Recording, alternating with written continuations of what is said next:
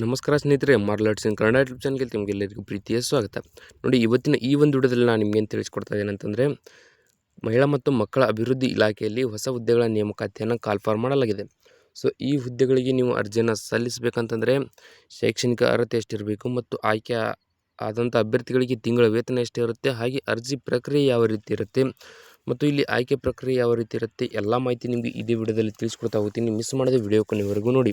Video ಇಷ್ಟ ಆದರೆ like ಮಾಡಿ ಮತ್ತು ಇನ್ನೂ ಯಾರ್ಯಾರು ಸಬ್ಸ್ಕ್ರೈಬ್ ಮಾಡ್ಕೊಂಡಿಲ್ಲ ದಯವಿಟ್ಟು ಸಬ್ಸ್ಕ್ರೈಬ್ ಮಾಡಿಕೊಂಡು ಪಕ್ಕದಲ್ಲಿರುವಂಥ ಬೆಲ್ ಐಕನ್ ಕ್ಲಿಕ್ ಮಾಡಿ ಆಲ್ ಅಂತ ಸೆಲೆಕ್ಟ್ ಮಾಡಿ. ಯಾಕಂದರೆ ಮುಂದೆ ನಾವು ಯಾವುದೇ ವಿಡಿಯೋ ಬಿಟ್ಟರೆ ನಿಮಗೆ ತಟ್ಟಂತ ನೋಟಿಫಿಕೇಶನ್ ಬರುತ್ತೆ.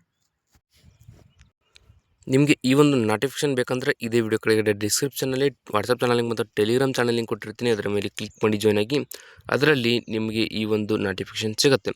ಸೊ ಈಗ ಇಲ್ಲಿ ಮಹಿಳಾ ಮತ್ತು ಮಕ್ಕಳ ಅಭಿವೃದ್ಧಿ ಇಲಾಖೆಯಿಂದ ಕಾಲ್ಫಾರ್ ಮಾಡಿರ್ತಕ್ಕಂಥ ಹುದ್ದೆಗಳ ಮಾಹಿತಿಯನ್ನು ನೋಡ್ತಾ ಹೋದರೆ ಇಲ್ಲಿ ನಿಮಗೆ ನೋಟಿಫಿಕೇಶನ್ ಡೇಟ್ ಕೂಡ ಕಾಣ್ತಾ ಇರ್ಬೋದು, 9/2/2026 ಅಂತ.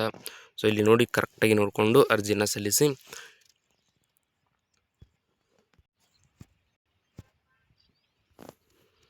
ಇಲ್ಲಿ ನೋಡಿ, ಭಾರತ ಸರ್ಕಾರವು ಮಕ್ಕಳ ಹಕ್ಕುಗಳ ರಕ್ಷಣೆ ಮತ್ತು ಮಕ್ಕಳ ಹಕ್ಕುಗಳ ಉಲ್ಲಂಘನೆ ಅಥವಾ ಮಕ್ಕಳ ವಿರುದ್ಧ ಅಪಾದನೆಗಳ ತ್ವರಿತ ವಿಲೇವಾರಿಗೆ ಮಕ್ಕಳ ನ್ಯಾಯಾಲಯವನ್ನು ಸ್ಥಾಪಿಸಲು ಮಕ್ಕಳ ಹಕ್ಕುಗಳ ರಕ್ಷಣೆ ಅಧಿನಿಯಮ 2005 ಜಾರಿಗೆ ತಂದಿದ್ದು, ಪ್ರಕರಣ ನೋಡಿ 11ರಂತೆ 27/9/2007 ಸರ್ಕಾರಿ ಆದೇಶದನ್ವಯ ಮಕ್ಕಳ ಹಕ್ಕುಗಳ ರಕ್ಷಣೆ ಆಯೋಗವನ್ನು ಕರ್ನಾಟಕ ಸರ್ಕಾರವು ಸ್ಥಾಪಿಸಿದೆ.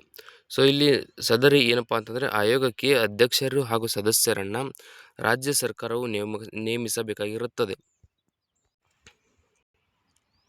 ಸೊ ಎದಕ್ಕಂತಂದರೆ ಈಗ ನಿಮಗೆ ಕಾಣ್ತಾ ಇರ್ಬೋದು, ಇಲ್ಲಿ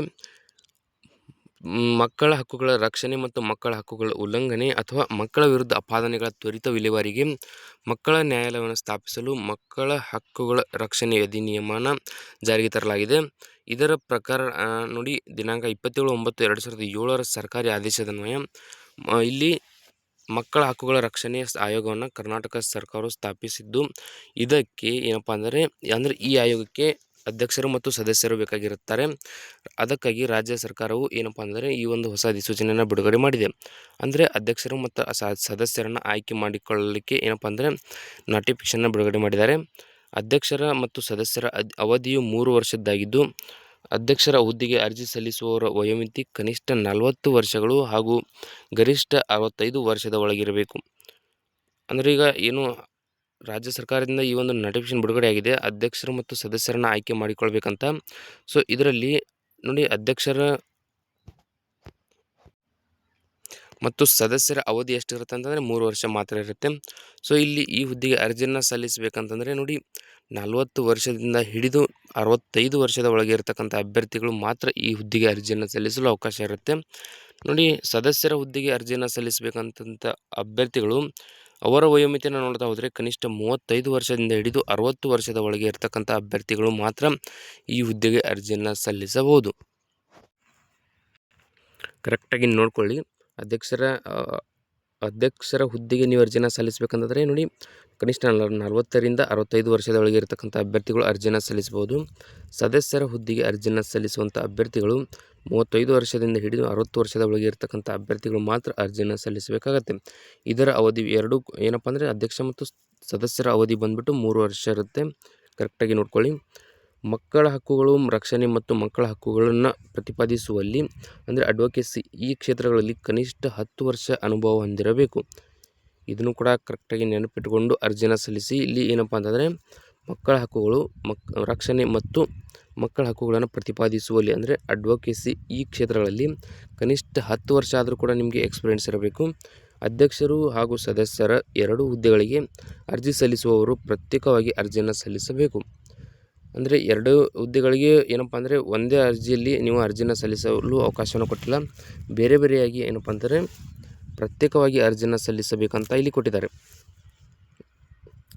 ನೋಡಿ, ಆಸಕ್ತರು ನಿಗದಿತ ನಮೂನೆಯನ್ನು ಭರ್ತಿ ಮಾಡಿ. ಅಂದರೆ ಒಂದು ಏನಪ್ಪ ಅಂದರೆ ಅವರು ಒಂದು ಅರ್ಜಿ ಫಾರ್ಮನ್ನು ಕೊಟ್ಟಿರ್ತಾರೆ, ಅದನ್ನು ನೀವು ತುಂಬಬೇಕಾಗತ್ತೆ.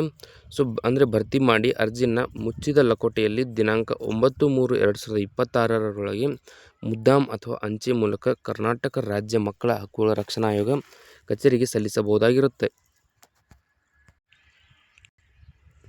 ಅಂದರೆ ಇಲ್ಲಿ ನೋಡಿ, ಈಗ ಆಸಕ್ತರು ಅರ್ಜಿ ಸಲ್ಲಿಸಬೇಕಂತಂದರೆ ಅವರಿಗೆ ಒಂದು ಫಾರ್ಮ್ ಇರುತ್ತೆ, ಅದನ್ನು ನೀವು ಫಿಲ್ ಮಾಡಬೇಕಾಗತ್ತೆ. ಫಾರ್ಮ್ ಯಾರಿಗೆ ಬೇಕೋ ಅವರು ಇದೇ ವಿಡಿಯೋ ಕೆಳಗೆ ಡಿಸ್ಕ್ರಿಪ್ಷನಲ್ಲಿ ವಾಟ್ಸಪ್ ಚಾನಲ್ ಲಿಂಕ್ ಮತ್ತು ಟೆಲಿಗ್ರಾಮ್ ಚಾನಲ್ ಲಿಂಕ್ ಕೊಟ್ಟಿರ್ತೀನಿ.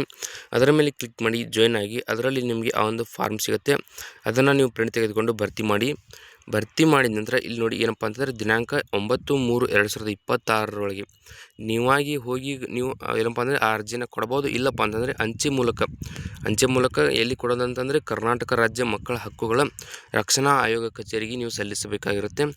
ಅರ್ಜಿ ನಮೂನೆ ಮತ್ತು ಏನಪ್ಪ ಅಂದರೆ ಹೆಚ್ಚಿನ ಮಾಹಿತಿ ಬೇಕಂತಂದರೆ ಅವರ ಒಂದು ಆಫಿಷಿಯಲ್ ವೆಬ್ಸೈಟ್ ಇದೆ, ಅದರ ಮೇಲೆ ಏನಪ್ಪ ಅಂದರೆ ನೀವು ಕ್ಲಿಕ್ ಮಾಡಿ ಅಲ್ಲಿ ನಿಮ್ಮ ಒಂದು ಅರ್ಜಿ ಫಾರ್ಮನ್ನು ತೆಗೆದುಕೋಬೋದು. ಇಲ್ಲಪ್ಪ ಅಂದರೆ ಹೆಚ್ಚಿನ ಮಾಹಿತಿ ಏನೇ ಬೇಕಂದ್ರೂ ಕೂಡ ನೀವು ಅಲ್ಲಿ ಪಡ್ಕೋಬೋದು. ಲಿಂಕ್ ಇದೇ ವಿಡಿಯೋ ಕೆಳಗಡೆ ಡಿಸ್ಕ್ರಿಪ್ಷನಲ್ಲಿರುತ್ತೆ, ಡೈರೆಕ್ಟಾಗಿ ನೀವು ಚೆಕ್ ಮಾಡ್ಕೋಬೋದು. ಹಾಗೂ ನೋಡಿ ನಿರ್ದೇಶಕರು ಮಹಿಳಾ ಮತ್ತು ಮಕ್ಕಳ ಅಭಿವೃದ್ಧಿ ಇಲಾಖೆ ಇವರ ವೆಬ್ಸೈಟ್ ಕೂಡ ಇಲ್ಲಿರುತ್ತೆ, ಅದರಲ್ಲೂ ಕೂಡ ನೀವು ಏನಪ್ಪ ಅಂದರೆ ಸಂಪೂರ್ಣ ಮಾಹಿತಿಯನ್ನು ಪಡ್ಕೋಬೋದು. ಈಗ ನೀವು ಏನಪ್ಪ ಅಂದರೆ ಇವರ ಒಂದು ಫಾರ್ಮನ್ನು ತೆಗೆದುಕೊಂಡು ತುಂಬಿದ ನಂತರ ನಿಮಗೆ ಯಾವ ಸ್ಥಳಕ್ಕೆ ಇಲ್ಲಿ ಅಂದರೆ ಖುದ್ದಾಗಿ ಹೋಗಿ ಅಥವಾ ಅಂಚೆ ಮೂಲಕ ಯಾವ ಸ್ಥಳಕ್ಕೆ ಕಳಿಸ್ಬೇಕಂತ ಗೊತ್ತಿರಲ್ಲ. ಆ ಸ್ಥಳ ಬಂದುಬಿಟ್ಟು ಇಲ್ಲಿದೆ ನೋಡಿ, ಆಯೋಗದ ವಿಳಾಸ ಮತ್ತು ದೂರವಾಣಿ ಸಂಖ್ಯೆ ಕೂಡ ಕೊಟ್ಟಿರ್ತಾರೆ. ಕರ್ನಾಟಕ ರಾಜ್ಯ ಮಕ್ಕಳ ಹಕ್ಕುಗಳ ರಕ್ಷಣಾ ಆಯೋಗ, 4ನೇ ಮಹಡಿ, ಕೃಷಿ ಭವನ, ಕಿತ್ತೂರು ರಾಣಿ ಚೆನ್ನಮ್ಮ ವೃತ್ತ, ಬೆಂಗಳೂರು 560002. ಈ ರೀತಿಯಾಗಿ ಅವರ ಒಂದು ವಿಳಾಸವನ್ನು ಕೊಟ್ಟಿದ್ದಾರೆ. ಕರೆಕ್ಟಾಗಿ ನೋಡಿಕೊಂಡು ಮೆನ್ಷನ್ ಮಾಡಿ ಈ ಒಂದು ವಿಳಾಸಕ್ಕೆ ನೀವು ಖುದ್ದಾಗಿ ಹೋಗ್ಬೋದು. ಇಲ್ಲಪ್ಪ ಅಂತಂದರೆ ಅಂಚೆ ಮೂಲಕ ನಿಮ್ಮ ಒಂದು ಅರ್ಜಿ ಕೂಡ ಕಳಿಸ್ಬೋದು. ಇಲ್ಲ ನಿಮಗೆ ಹೋಗೋಕ್ಕಾಗಲಿಲ್ಲ ಅಂದರೆ ನಿಮಗೆ ಏನೇ ಡೌಟ್ ಇದ್ದರೂ ಕೂಡ ಇಲ್ಲಿ ಅವರ ಒಂದು ದೂರವಾಣಿ ಸಂಖ್ಯೆ ಕೂಡ ಕೊಟ್ಟಿದ್ದಾರೆ, ಅದಕ್ಕೆ ನೀವು ಕಾಂಟ್ಯಾಕ್ಟ್ ಮಾಡಿ ಸಂಪೂರ್ಣ ಮಾಹಿತಿಯನ್ನು ಪಡ್ಕೋಬೋದು. ಆ ನಂಬರ್ ಕೂಡ ಇಲ್ಲಿದೆ ನೋಡಿ, 08022115291 ಅಥವಾ 92. ನೀವು ಕೊನೆಯದಾಗಿ 92 ಆದರೂ ಹಾಕ್ಬೋದು, 91 ಆದರೂ ಹಾಕ್ಬೋದು. ಹಾಗೆ ಏನಪ್ಪ ಅಂದರೆ ನಿಮ್ಗೆ ಏನೇ ಡೌಟ್ ಇದ್ದರೂ ಏನಪ್ಪ ಅಂದರೆ ನಿಮಗೆ ಈ ಮಾಹಿತಿ ಬೇಕಂದ್ರೂ ಕೂಡ ಈ ಒಂದು ಕಾಂಟ್ಯಾಕ್ಟ್ ನಂಬರ್ಗೆ ಕಾಲ್ ಮಾಡಿ ನೀವು ಸಂಪೂರ್ಣ ಮಾಹಿತಿಯನ್ನು ಪಡ್ಕೋಬೋದು. ಸೊ ನಾನು ಆಲ್ರೆಡಿ ಹೇಳಿದ್ದೀನಿ, ಅರ್ಜಿ ಫಾರ್ಮ್ ಬೇಕಂತಂದರೆ ಟೆಲಿಗ್ರಾಮ್ ಚಾನಲ್ನಲ್ಲಿ ಸಿಗುತ್ತೆ. ಹಾಗೆ ಅವರ ಒಂದು ಅಫಿಷಿಯಲ್ ವೆಬ್ಸೈಟ್ ಕೂಡ ಇದೇ ವಿಡಿಯೋ ಕೆಳಗಡೆ ಡಿಸ್ಕ್ರಿಪ್ಷನಲ್ಲಿ ಇರುತ್ತೆ, ಸಂಪೂರ್ಣ ಮಾಹಿತಿಯನ್ನು ನೀವು ಪಡ್ಕೋಬೋದು. ಸೊ ಈ ವಿಡಿಯೋದಲ್ಲಿ ಇಷ್ಟೇ ಇರುತ್ತೆ. ವಿಡಿಯೋದಲ್ಲಿ ನಿಮ್ಗೆ ಏನಾದರೂ ಡೌಟ್ ಇದ್ದರೆ ಕಮೆಂಟ್ ಮಾಡಿ, ಮತ್ತು ಇನ್ನೂ ಯಾರ್ಯಾರು ಸಬ್ಸ್ಕ್ರೈಬ್ ಮಾಡ್ಕೊಂಡಿಲ್ಲ ದಯವಿಟ್ಟು ಸಬ್ಸ್ಕ್ರೈಬ್ ಮಾಡಿಕೊಂಡು ಪಕ್ಕದಲ್ಲಿರುವಂಥ ಬೆಲ್ ಐಕನ್ ಕ್ಲಿಕ್ ಮಾಡಿ ಆಲ್ ಅಂತ ಸೆಲೆಕ್ಟ್ ಮಾಡಿ, ಯಾಕಂದರೆ ಮುಂದೆ ನಾವು ಯಾವುದೇ ವಿಡಿಯೋ ಬಿಟ್ಟರೆ ನಿಮಗೆ ತಟ್ಟಂತ ನೋಟಿಫಿಕೇಶನ್ ಬರುತ್ತೆ. ಹಾಗೆ ಏನಪ್ಪ ಅಂದರೆ ಇನ್ನು ಯಾವುದೇ ಹುದ್ದೆಗಳಾಗಿರ್ಬೋದು, ಏನೇ ಅಂದರೆ ಸ್ಟೇಟ್ ಗೌರ್ಮೆಂಟ್ ಆಗಿರ್ಬೋದು, ಸೆಂಟ್ರಲ್ ಗೌರ್ಮೆಂಟ್ ಆಗಿರ್ಬೋದು, ಯಾವುದೇ ಹುದ್ದೆಗಳ ಮಾಹಿತಿ ಆಗಿರ್ಬೋದು, ಏನೇ ನಿಮಗೆ ಡೌಟ್ ಇದ್ದರೂ ಕೂಡ ಕಮೆಂಟ್ ಮಾಡಿ ಸಂಪೂರ್ಣ ಮಾಹಿತಿಯನ್ನು ಪಡ್ಕೋಬೋದು.